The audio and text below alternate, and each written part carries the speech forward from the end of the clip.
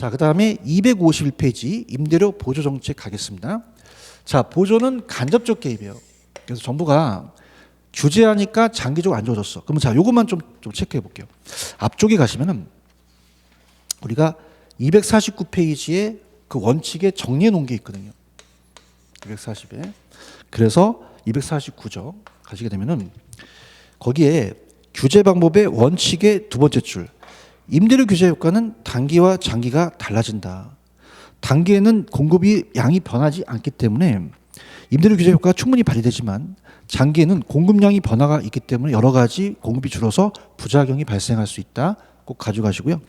자, 그다음에 이제 임대료 보조 가죠. 자, 251페이지로 갑니다. 그래서 임대료 보조는 간접적 개입이에요. 그래서 틀을 본다면 보조 정책의 정의, 그다음에 수요자한테 보조했을 때 단기와 장기 효과. 그럼 임대료 보조금의 수요자의 보조 방식은 어떤 방식이 있고 공급자 방식은 어떤 방식이 있으며 거기에 대한 내용을 우리가 살펴보도록 하죠. 자, 그럼 들어가 볼게요. 갑니다. 자, 들어간다면 두 가지예요. 이제 임대료 보조. 간접적 개입입니다. 자, 그러면 1,000만 원만큼 보조를 해줘요. 정부가. 그러면 어떻게 돼요? 자기 월급에 대한 명목 소득이 올라간 게 아니라 쓸 수 있는 소득이 높아진 거죠. 그래서 실질 소득이 높아집니다. 그러면 집을 넓힐 수 있잖아요. 그럼 주택 소비도 늘어나고 나오면 고기도 사 먹어요. 고기는 이제 비주택이죠. 비주택에 대한 소비도 늘어난다. 효용도 커집니다. 얘는 무조건 다 증가가 나와야 돼요. 감소가 나오면 안 됩니다. 물론 다른 표현도 있지만 거의 물어보는 건 다 높아진다고 하셔야 됩니다. 자, 가볼까요? 자, 일정 수준 이하의 저소득층한테 정부가 무상으로 임대를 보조해 주게 되면 저소득층 임대료 보조금을 지급하는 경우, 자, 소득 효과와 대체 효과라는 걸 배우셨잖아요. 소비량이 다 증가한다는 거죠. 자, 그럼 왜 그러냐면 임대료 보조는 실질 소득이 증가하니까 우리가 이걸 소득 효과라 그래요. 그 다음에 임대주택 소비량이 종전보다 늘어나고, 자, 어떻습니까? 대체 우리가 효과 때문에 역시 소비도 역시 증가할 수도 있죠. 그래서 내가 그만큼 싸게 사다 보니까 더 많이 늘릴 수 있잖아요. 다른 것보다. 그래서 이렇게 대체 효과가 나타난다. 자, 그다음에 이제 보조 방식은 수요자 임차인한테 보조하는 게 임대료 보조고요. 생산자 보조하는 게 공공임대주택의 건설이에요. 그래서 이제 생산자는 그러니까 이런 거예요.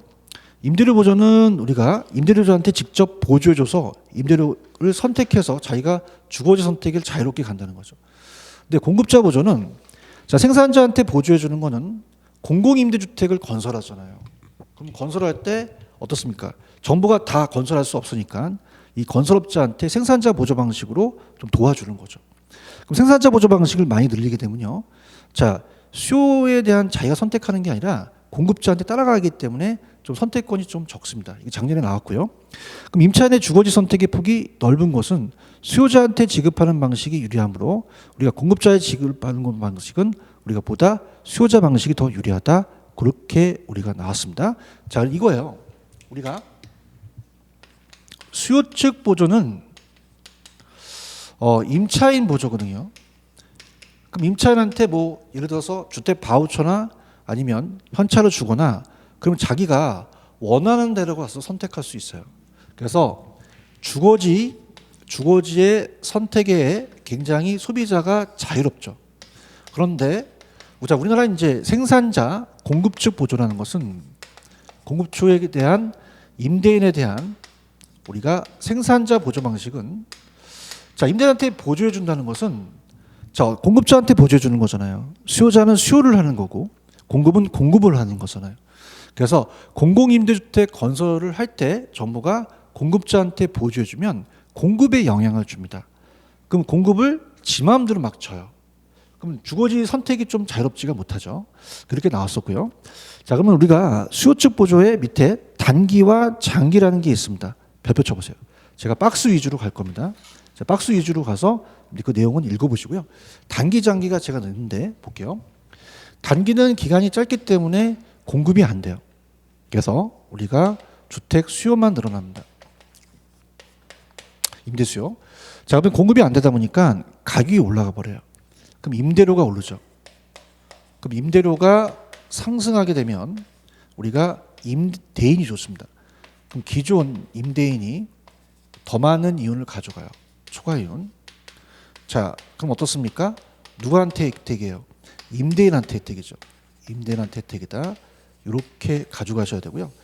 장기는 공급이 늘어납니다. 자, 이게 시험에 나와요.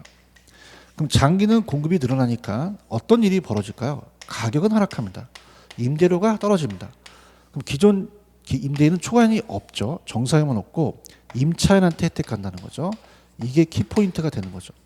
자, 그래서 가볼게요. 박스 위주로 가세요. 자, 임차인의 실질 부담을 임대료를 하락시키니까 초과수요가 발생해서 시장 임대료가 상승해서 초과이윤이 발생해서 기존 임대인이 좋습니다. 그래서 얘는 맨 밑에 시장 임대료 상승에 따른 기존 임대공짜는 초과이윤이 발생한다. 그러면 단기는 임대료만 올라가서 임차인의 혜택을 보지 못하고 기존 공급자 임대인만 보조금을 혜택이 기속된다는 거죠. 장기로 갑니다. 자, 그러면 공급자들이 초과이윤이 발생하면 장기의 공급을 늘려버려요. 그 임대료가 떨어지니까 임대인의 초과이윤을 소멸할 거고요. 임차인의 혜택까죠. 자, 그러면 밑에 C하고 D를 보시면 가격이 떨어지다 보니까 장기는 임차인의 임대료 보조에 대한 혜택을 봅니다. 그래서 임차인이 그만큼 혜택을 볼 수 있다라는 거 꼭 보시고요. 자, 그다음에 이제 뒤에 보시면은 그거는 조금 탄력성에 대한 거는 나중에 제가 좀 정리를 좀 해드리려고 하겠고요. 자, 임대료 보조 방식이라는 게 두 가지가 있어요. 넘겨보세요. 어디로 제가 보여드리냐면 255페이지를 보시는 게 더 편합니다. 255. 자, 그러면은 자, 두 가지 방식이에요. 자, 얘가 소득 현금으로 줄 수 있고요. 아니면 임대료만 쓸 수 있는 가격 집세 보조라는 게 있어요. 가격 집세 보조라는 게 있죠. 자, 그러면은 자, 요게 왜 나왔고 우리가 주택 바우처라는 임대료 보조로서 요게 주택 바우처의 일종이거든요. 바우처는 쿠폰으로 줘요. 쿠폰. 자, 그럼 가볼게요. 자, 현금은 현차로 줍니다. 자, 그러면 자, 어때요? 충분히 1,000만 원 주니까 집을 넓혀서 주택 소비도 넓힐 수 있고 남으면 고기도 사 먹으니까 효용도 커져요. 자, 그런데 자꾸 현금을 주니까 집을 넓히는 게 아니라 외제차를 바꿔요. 그래서 나온 게 바우처예요. 현물 보조가 나오게 된 거죠. 그 쿠폰을 주게 되면요, 못 바꿔요. 그러면 집을 사는 데만 쓰겠죠. 그러면 얘는 어떻습니까? 그만큼 싸게 주택 소비를 넓힐 수도 있지만 나오면 또 다른 것도 살 수 있으니까 이제 효용도 커지는 거죠. 싸게 샀으니까. 근데 중요한 거는 소비자는 현금 보조를 더 원합니다. 왜? 자, 앞에 있는 분한테 오늘 생일이세요? 네. 그럼 현찰로 10만 원 드릴까요? 도서상품권 드릴까요? 그럼 현찰 달라고 합니다. 그러니까 소비자는 소득 현금을 좋아해요. 그래서 소비자의 효용 측면에서는 우리 그 현금 보조가 낫고요. 집을 사는데 쓰는 거는 집세 보조가 나요. 그래서 이거는 우리가 정책 목표 달성에 효과가 있습니다. 자, 이렇게. 그럼 어떻게 돼요? 자, 보통 언급이 없으면 다 요게 다 가격 집세 보조를 얘기하는 거죠. 많이 쓰니까. 자, 그래서 여러분들이 제가 페이지로는 255페이지를 좀 유도합니다. 좀 가서 보시는 게 좋아요. 박스에 있으니까요. 들어볼게요. 자, 소득 보조, 현금 보조는 현금을 줘요. 그럼 직접 주택 구입과 직접 관련이 없이 저소득층에 현금을 보조하면 임차인의 실질 소득 증가로 주택 부담 능력을 좀 높여주겠죠. 자, 이걸 주면 되면요, 소비자 입장에서 좋습니다. 자, 소비자 입장에서 조금 더 어떻게 돼요? 그 다른 재와 소비를 더 증가시킬 수 있으니까 소비자의 효용이 커지는 건 현금 보조죠. 그런데 어땠어요? 아까 자, 그냥해요, 차를 바꿔요. 그래서 바우처라는 가격 보조가 나오게 된 거죠. 그럼 가격 보조는 임대료만 사용하는 데 쓰라는 거죠. 주택 구입 시에만 보조해 준다. 그럼 그게 싸게 되니까 그만큼 가격을 상대적으로 낮춰서 주택 구입을 증가시킬 수 있죠. 이건 정책적 입장에서 좋습니다. 그래서 보조금을 주택 소비에만 사용하기 때문에 주거주 향상의 정책적 입장의 효과다. 그래서 좌측에 보시면은 그 집세 보조가 대표적인 게 주택 바우처입니다. 그래서 자, 우리나라의 임대료 일부로 쿠폰 형태로 지자체에서 저소득층의 주거 생활의 안정을 위해서 주거급여 의미로 활용되고 있거든요. 그러니까 저소득층한테 우리가 임차인한테 이걸 교부하잖아요. 그럼 이거를 임대인한테 줘요. 임대인이 현금으로 바꾸면 된다는 거죠. 그래서 일단 쿠폰으로 준다는 거와 2번 바우처는 정부의 임차인에게 바우처를 지급하면 임차인 임대인에게 해당 바우처를 임대료를 지급하겠죠. 그래서 바우처도 여러분 이렇게 생각하셔야 돼요. 바우처도 이건 수요자 보조입니다. 자세히 보셔야 돼요. 자, 그럼 바우처를 주게 되면요 어때요? 자기가 원하는 곳을 갈 수가 있어요. 그죠? 그래서 와이프랑 상의해서 야 어느 지역이 좋대. 그래? 그럼 걸로 우리 지자체를 옮기자. 그래서 거기서 바우처를 받는 거죠. 그러니까 주거지 선택이 좀 자유롭다는 겁니다. 이거 이해하셔야 됩니다. 자, 그다음에 생산자 보조로 가볼게요. 자, 거기 동그라미 2번에 가시면은 자, 공급자 보조가 있긴 한데 우리가 253페이지에 좀 심화학습을 하죠. 그래서 책에 대한 정리를 보는 게 좋으니까 복습하겠습니다. 자, 253 밑에 임대료 집세 보조는 집세에만 쓰라는 거죠. 그래서 임대주택 소비를 저소득층한테 임대료 명목으로 사용토록 하는 거예요. 그럼 임차인의 효용은 소득 보조보다는 좀 낮지만 정책적 효과가 더 높다. 자, 소득 보조 방식은 현금이에요. 임차인의 효용 측면이 더 강하겠죠. 그래서 임대주택을 소비하는 저소득층한테 현금을 지원하면 임차인의 효용을 좀 더 집세보다 높게 되겠죠. 정책적 효과는 좀 낮겠죠. 자, 임대료 보조금 정책 일부 저소득층한테 부정적인 소비를 권장하는 방향을 이용될 수 있습니다. 그래서 보조금을 현금이 아니라 교환권으로 나오게 된 거죠. 바우처로. 자, 그럼 이제 공급자 보조로 가볼게요. 넘겨보세요. 자, 공급자한테 보여줘 줍니다. 자, 그럼 공급자한테 보조를 해줘서 자, 생산자를 보조해 준다는 것은 공공임대주택을 늘리는 거예요. 공공임대주택에 대한 공급 정책입니다. 이걸 확대시키는 거죠. 그래서 정부가 직접 우리가 나서서 직접 막 공사하고 막 그러지 못하잖아요. 그렇기 때문에 이건 공급을 늘리는 정책이 되니까 이건 어떻습니까? 이 공급자가 이 공공임대로 물론 정부랑 상의를 하겠죠. 그래서 어느 지역에 공공임대를 주자. 그러면 수요자 입장에서는 거기를 찾아가야 돼요. 주거지 선택이 좀 제한되죠. 자, 그럼 공급자 보조는 생산자 보조니까 만드는 사람이죠. 이 사람들한테 건설 자금 이자를 좀 떨어뜨려 줍니다. 그럼 생산비가 감소하잖아요. 그럼 생산비가 줄어드니까 공급을 늘려요. 그래서 가격은 떨어져서 임차인한테 가는데 잘 들어보세요. 단기는 공급이 안 됩니다. 단기는 아무런 효과가 발생하지 않아요. 그럼 언제 발생하냐? 장기적으로 그 효과 발생할 수 있겠죠. 자, 갑니다. 자, 공급자한테 임대를 보조해 줍니다. 그러면 공급자는 단기에는 공급을 늘릴 수 없다고 했잖아요. 단기에는 아무런 변화가 없습니다. 장기에만 혜택합니다. 생산비가 감소하니까 공급 비용이 줄어서 공급량이 늘어나니 가격이 떨어지는 효과가 나타나겠죠. 자, 그다음에 기역 니은요.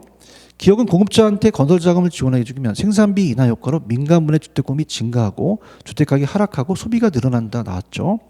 그다음에 이제 공급자한테 임대료를 보조금을 지원하면 결국 임차인의 혜택을 나중에 받을 수 있다는 얘기죠. 근데 받을 수는 있지만 주거지 선택엔 좀 제한이 될 수가 있다는 게 단점이 될 수는 있습니다. 자, 그렇게 보시면 되고요. 그다음에 이제 공공임대주택이라는 게 있죠. 이게 이제 아까 생산자 보조 방식으로 공공임대주택을 건설한다는 거죠. 그래서 이제 그것이 생산자 보조 방식이다. 그렇게 가시면 됩니다. 자, 그럼 가볼게요. 자, 우리가 공공임대주택은 솔직히 제가 말씀드리면 단기적 효과와 장기적 효과는 이제 시험 문제 잘 출제가 안 됩니다. 자, 그래서 여러분들이 일단은 우리 정의만 좀 가보세요. 여기는 그래서 공공임대는 정의만 좀 들어가자. 자, 그럼 우리가 보조 정책을 썼더니 차를 바꾼다 이래서 골치 아파요. 그래서 이제 생산자 보조 방식을 우리가 지원해줘서 공공임대를 짓는 거죠. 자, 직접 개입입니다. 자, 그래서 이 시장보다 싸게 해야 되잖아요.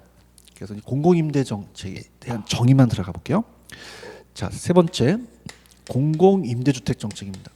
공공임대주택 정책. 공공은 직접적 개입이죠. 직접적 개입 수단이다. 이렇게 하고요. 그럼 가격을 저소득층을 위해서 싸게 공급을 해야 돼요. 그래서 이 저소득층을 위해서 주거비 경감시켜서 민간부문의 임대주택에 공공임대주를 이주해온 것을 장려하기 위해서는 저렴하게 가는 거죠. 그래서 이거 나중에 제가 단기 장기로 가는데 요즘은 시험 문제 잘 안 나옵니다. 그래서 우리가 사적 시장보다 좀 싸게 하겠죠. 그래서 우리가 민간에서 오게끔 우리가 우선 입주를 한다 이렇게 보시면 되고요. 그다음에 넘기시면은 제가 여러분들한테 강력하게 추천해 드리는 게 있어요. 자, 넘기시면 256페이지입니다. 강력합니다. 자, 그래서 작년에 이게 다 특별법이거든요. 그래서 민간 임대 주택에 대한 특별법이 바뀌었어요. 그래서 아마 임대사업자를 내신 분들은 여기에 대해서 굉장히 어떻습니까? 불안해했었는데 임대주택법이 바로 이게 민간임대주택법에 대한 특별법이에요. 그래서 민간임대가 있고요. 민간임대주택법이라는 게 있고 그 다음에 공공임대라는 게 있습니다. 공공이 나왔거든요. 작년에 공공임대. 그래서 왜 제가 봤을 때는 일로 갔느냐 보시면요. 작년에 이제 10월 말에 있었는데 시험이 이게 8월 한 13일 날 바뀌었어요. 그러다 보니까 출제원이 그 들어간 시기에 바뀌었기 때문에 반영을 안 한 것 같아요. 그래서 공공임대 행복주택이라는 걸 아까 제가 직접적 개입이라고 그랬잖아요. 제가 그걸 이제 냈거든요. 그래서 올해는 민간임대주택이 나오지 않을까라는 생각을 합니다. 자, 이거 아마 임대사업자를 내신 분들은 정확하게 아세요. 자, 민간임대는요. 자, 임대 목적에 제공되는 주택으로서 임대사업자를 등록합니다. 그래서 민간 건설임대와 매입임대가 있는데, 자, 우리가 여러분들 다 일반인들은 건설자가 아니잖아요. 건설임대보다 그냥 매입임대가 거의 대부분입니다. 그래서 밑에 가시면은 민간 매입 임대주택이 있고 기업형 임대주택이 있는데, 자, 우리가 기업형은 우리가 시험 문제 잘 안 나오겠죠. 그래서 민간 임대주택이라는 거 꼭 여러분들이 보시기 바랍니다. 그래서 민간 임대주택법에서 장기 일반, 그 다음에 공공지원, 그 다음에 어떻습니까? 자체적으로 우리가 단기가 있거든요. 나중에 이거는 제가 조금 프린트를 나눠드려서 말씀을 드릴 거예요. 자, 그래서 우리가 기업형은 좀 안 나오고 민간 임대주택에 대해서 장기 일반과 공공지원이 자, 옛날에는 8년인데 10년으로 연장되고요. 장기 일반은 자체적으로 아파트는 제외됩니다. 단기 일반 4년은 아예 폐지돼 버렸어요. 그래서 우리가 거기에 대한 건 나중에 제가 보충을 집어넣고요. 작년에 나온 게 얘예요. 32회 때 출제가 됐죠. 그래서 행복주택이라는 게 나왔습니다. 자, 행복주택은 젊은 층한테 임차를 해주는 거죠. 그래서 자, 밑에 보시면 영구 임대주택은 자 50년 이상 박스. 그래서 영구적이고요. 국민 임대는 자 어떻습니까? 다 지금 중요한 건 공공주택은요. 자, 우리가 주택도시기금법에 의해서 주택도시기금의 지원을 받는다고 하셔야 돼요. 저소득의 서민을 주거 안정을 위해서 30년 이상이고요. 자, 오른쪽 행복주택은 기간은 없어요. 없지만 자, 얘는 주택도시기금 자금을 받고요. 그 다음에 초년생, 젊은 층한테 보조해 우리가 주거 안정을 하는 거죠. 그래서 작년에 행복주택과 이 국민임대주택을 바꿔냈거든요. 통합 공공임대는 참고하시고요. 장기전세주택 중요합니다. 이게 우리 시프트라고 하거든요. SH공사에서. 그래서 이거는 장기전세주택이 예전에 이제 장기전세 우리가 주택인데요. 아마 관심이 있으신 분은 SH공사에서 하죠. 자, 이게 시프트라고 하는데요. 자, 이게 지금 법에는 좀 기간이 빠졌어요. 근데 시행령은 들어가 있습니다. 아직은요. 그래서 20년 이상으로 빌려줘요. 자, 그래서 전세 계획이 보통 2년이잖아요. 20년이라고 암기하시기 바랍니다. 나중에 아마 기출문제 나올 거예요. 분양전환 공공임대는 뭐예요? 일정 기간 임대 후 분양전환하는 거죠. 그래서 우리가 최근에 뭐 판교나 강교 같은 경우도 그런 게 있었죠. 자, 그다음에 7, 8번은 그냥 참고하시고요.